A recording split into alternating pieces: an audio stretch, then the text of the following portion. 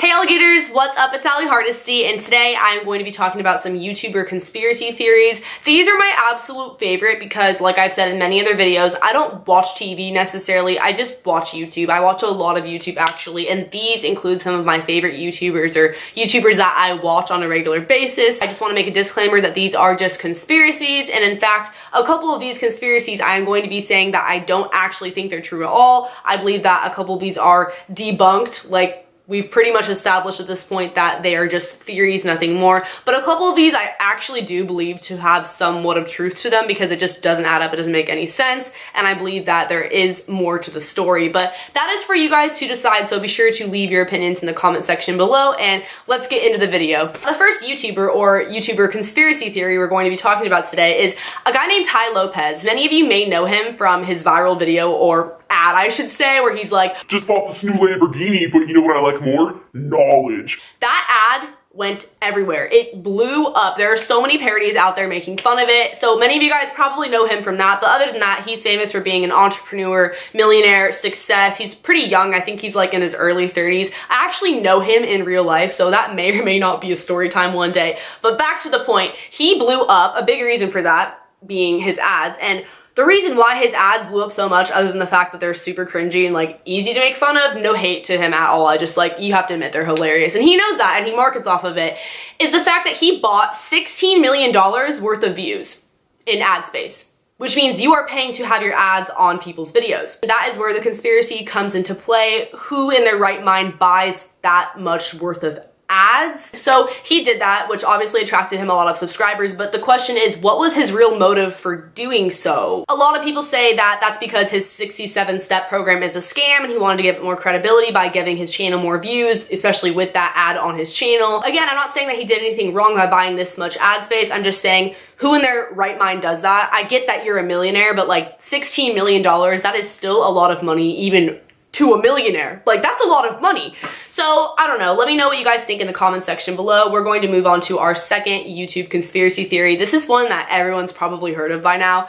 Marina Joyce and her kidnapping conspiracy. I promise I'll get to the other ones after this, but we need to touch on this because this was crazy over the summer. I remember when this blew up, everyone was like, hashtag save Marina Joyce. So if you don't know what I'm referring to, she is a beauty vlogger out in the UK. She has well over 2 million subscribers, but before this conspiracy blew up, like around that time, she had less than 1 million. So I mean, she literally blew up on the internet because of this thing going viral. And the theory was that she was kidnapped, or that her boyfriend was holding her hostage, somebody was forcing her to make YouTube videos. It sounds insane, like when you first hear about it, you're like, there's no way this is real. But there was a lot of evidence to back this up, including subliminal messages in her YouTube videos. People were saying that she started to act different on camera, almost like her content was forced or somebody was making her film these videos. Just not really herself, like she wasn't all there. Also, in some of her videos, you could hear somebody or her whisper help, and she was doing sign language, which I can't do sign language, obviously, which were indicating different things. Like, for example, she was telling people to come to her meetup in a really sketchy part of the United Kingdom, and then it was at 6:30 in the morning, and then in the video she was signing like not to go. And then on Twitter she was saying things like,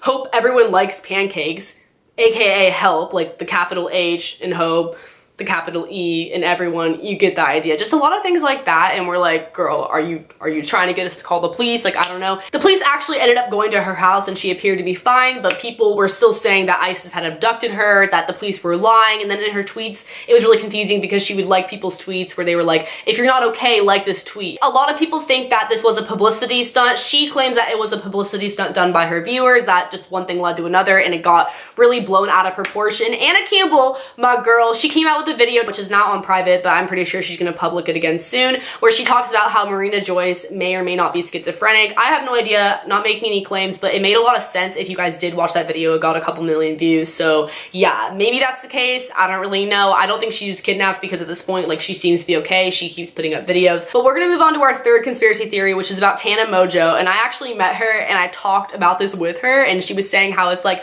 one of the most searched things involving her name on Google, which is her lying about her age, her actually not being 18, her being 21, 23, whatever. I've heard about this for a while. I think by now it's sort of died down because she actually had to tweet her ID picture with her information blurred out, of course, so people would believe her that she wasn't lying about her age. And obviously you're thinking like, what would she gain out of lying about her age? Like, why does it matter if she's 18 or 21? I don't really know, but the fact is, people say that if you have a younger audience, they're more active, like they're more likely to support you. You can relate better with like a younger audience if you are younger. Like on YouTube, if you're like 24, you're considered ancient, and that's just how it is. I don't know. People think that if you're younger, you can convince your parents to buy merch, to buy tour tickets, and you're just more active on fan pages and things like that. I do have a lot of younger viewers. I mean, I call you guys my alligators for Pete's sake. So I remember in the beginning, I was getting a lot more active on Instagram than like other YouTubers, so to speak, just because of that. So like, I kind of see how that would be a thing, you know, but like, I think her audience is like really widespread at this point. But anyways,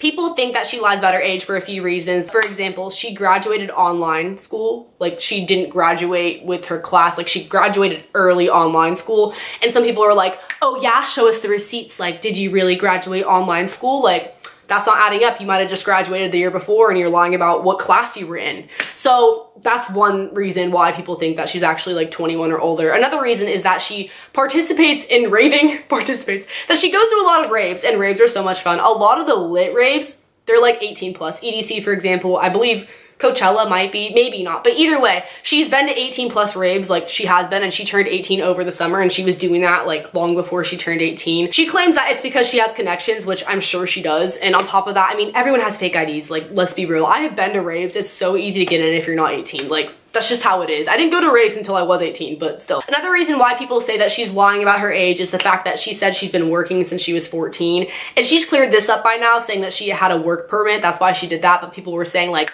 oh, actually in the state of blah, blah, blah, you can't work until you're this age, or you can't work that many hours until you're this age. And just people trying to basically prove her wrong with the law, because it obviously isn't common for people to work that young. Like, I don't know, at least in America, I feel like people don't work until they're like 16-ish, unless it's like a family business or babysitting, things like that. But she was working at PacSun. So yeah, that's sort of debunking that theory that she actually is how old she says she is, which is 18 years old. We're gonna move on to our fourth conspiracy theory, which is about FouseyTube. I don't know if I just pronounced that right or not. FouseyTube, he's a prank channel on YouTube. He's really popular. He has like, I don't know, 9 million subscribers or something insane like that. But anyways, this happened early 2016. You guys probably know what I'm going to talk about. And obviously this conspiracy has been debunked at this point, but there's like more to it I just want to add. Many of you guys may remember when Rice Gum punched him in the face and that video went viral, and then he came out saying that it was a publicity stunt. He says that the motive behind him doing that, because they were in on it together, like they planned that whole thing out and they like were collabing together in a way to like do that, was because he wanted to make a statement saying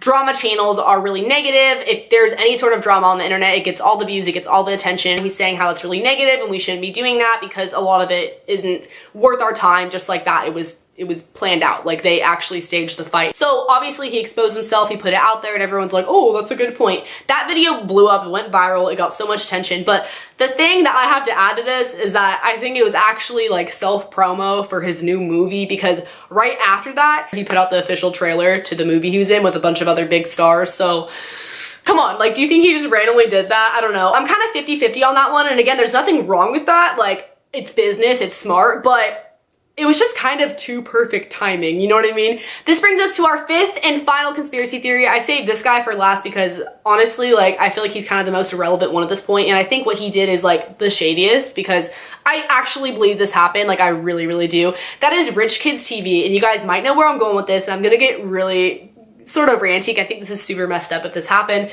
but again, it's all speculation. Like, who really knows? Basically, this guy, this prankster on YouTube, he said that he was holding a raffle, kind of like a giveaway, but basically you buy tickets to enter the raffle, and like you know what a raffle is, right? Through a PayPal link, mind you, like kind of sketchy. Each ticket that you bought was $1, and it all accumulated to be around $100,000. That's like what people are estimating at this point. He did actually include a picture where it was like $62,000 or $63,000 at that point, and then the raffle went on for like another 11 days, and he was trying to reach $100,000, which he most likely did. After announcing the raffle, he later came out with a video saying that legally he had to give 10% to charity. So he was like, all right guys, we're gonna give 10% to charity, and then the 90% goes to the winner of the raffle. And he was saying that it was for like a Live Your Dream Foundation. He was really like about the charity. He didn't go into too much detail, so like, who really knows, right? Then he came out with another video saying that he was going to give 90% to charity and 10% to the winner of the raffle, which was never really publicly announced, by the way. Like,